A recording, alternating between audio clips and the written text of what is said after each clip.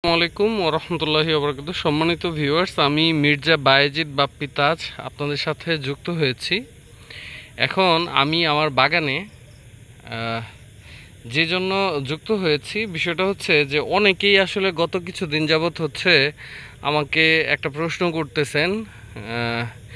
আপনাদের এই প্রশ্নের উত্তরটা দেওয়ার জন্য অনেক নতুন বাগানি যারা তারা হলো এই প্রশ্নটা করতেছেন, এবং অনেক পুরান বাগানি যারা তারাও আসলে এই জিনিসটা হলো জানেন না, এই জন্য হচ্ছে করতেছেন, আমাকে হলো জিজ্ঞেস করতেছেন। তো বিষয়টা হচ্ছে যে আসলে ক্রস পলিনেটেড এবং সেলফ পলিনেটেড এই দুইটা, স্বপরাগায়িত এবং হলো আপনার হলো পরপরাগায়িত, এই দুইটা আসলে কি, বিষয়টা কি।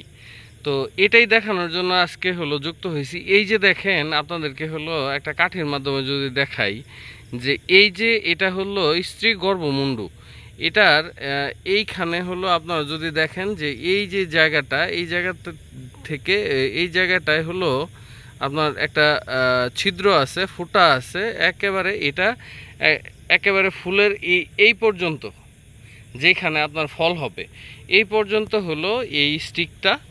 তো এখন আমরা সবাই জানি যে এটা হলো স্ত্রী, আর বাদ বাকি এগুলা যা আছে এই সবগুলা হচ্ছে পুরুষ।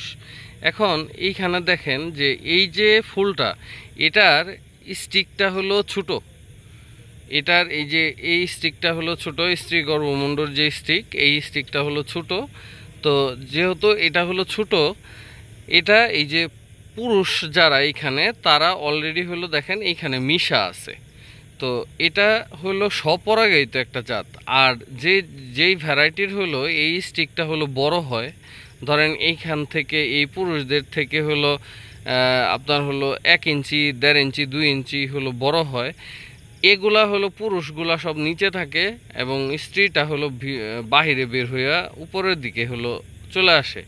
এই জন্য হচ্ছে আপনার স্ত্রী পরাগায়ন হয় না, এই স্বপুরুষ দ্বারা হলো পরাগায়ন হয় না, তাকে ক্রস পলিনেশনের মাধ্যমে আপনার হলো ফল প্রাপ্তির জন্য ক্রস পলিনেশন করতে হয়, এবং পরবর্তীতে হলো আপনি ভালো ফল পাবেন।